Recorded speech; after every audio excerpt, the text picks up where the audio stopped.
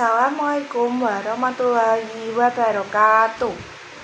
Perkenalkan, saya Aldila Najmi Safalita dari kelas 12-9 nomor absen 3. Di sini saya akan menjelaskan mengenai materi reformasi birokrasi. Dalam materi reformasi birokrasi terdapat 3 poin. Yang pertama yaitu otonomi daerah, yang kedua ada reformasi lembaga negara dan tata pemerintahan, dan yang ketiga perubahan peraturan ketenagakerjaan.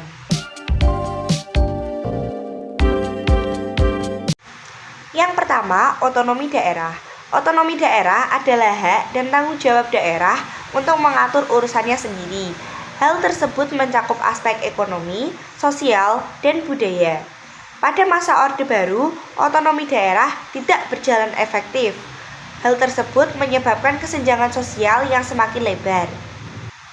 Pasca reformasi, Presiden B.J. Habibie memperbaiki sistem ini dengan menerbitkan UU Nomor 22 Tahun 1999 tentang pemerintah daerah. Undang-undang ini memberi kewenangan kepada daerah untuk mengatur masyarakatnya sesuai dengan aspirasi lokal, tetap dalam koridor hukum nasional. Sebagai upaya mengurangi kesenjangan antara pusat dan daerah, khususnya antara Jawa dan luar Jawa, Habibie juga mendorong otonomi khusus bagi Aceh dan Papua yang kemudian diwujudkan oleh pemerintah berikutnya.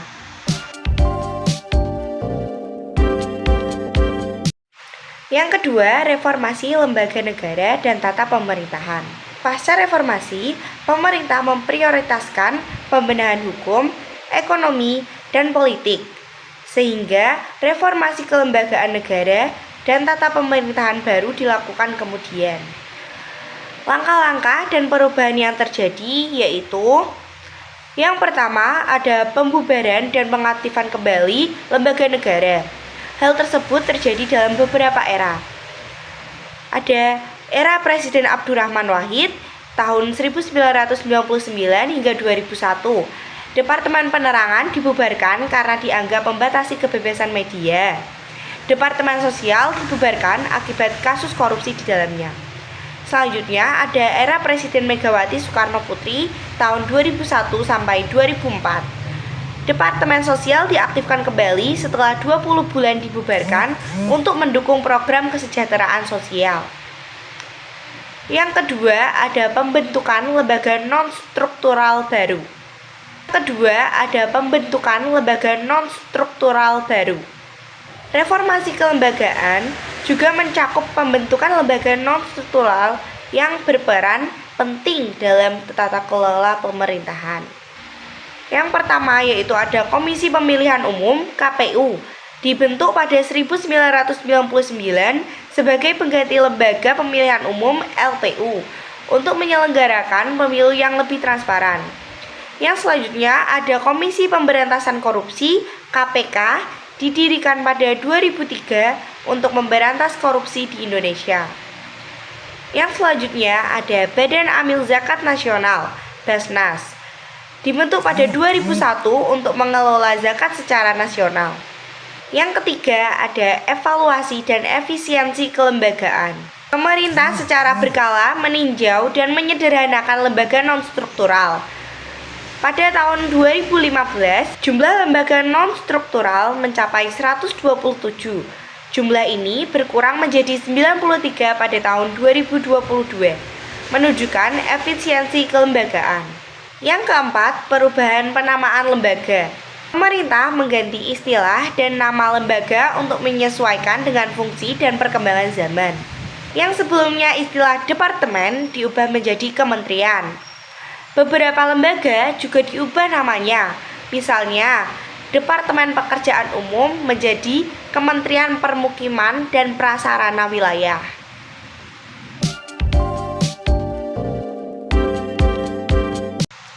Yang ketiga ada perubahan peraturan ketenagakerjaan. Berangkat dari ketidakadilan yang dialami oleh para buruh, terlebih setelah adanya kasus kematian aktivis buruh yang semasa hidupnya memperjuangkan hak-hak pekerja bernama Marsinah pada 1993, hal tersebut menjadikan reformasi peraturan ketenagakerjaan menjadi suatu hal yang mendesak. Kondisi mendesak tersebut akhirnya dijawab oleh adanya UU Ketenagakerjaan Nomor 13 Tahun 2003 yang direalisasikan pada pemerintahan Presiden Susilo Bambang Yudhoyono. Peraturan dalam undang-undang tersebut dibuat lebih memihak kepada para pekerja. Realisasi tersebut berupa penyelenggaraan program Sistem Jaminan Sosial Nasional (SJSN) yang dikelola oleh Badan Penyelenggara Jaminan Sosial (BPJS). Salah satunya adalah BPJS Ketenagakerjaan. Hal tersebut berjalan beriringan dengan perubahan pada aturan aparatur sipil negara (ASN). Kebijakan tersebut dilakukan pada 2011 ketika Komisi 2 Dewan Perwakilan Rakyat (DPR) membahas rancangan undang-undang terkait ASN. Adanya rancangan undang-undang ASN tersebut menjadi bagian dari agenda reformasi birokrasi.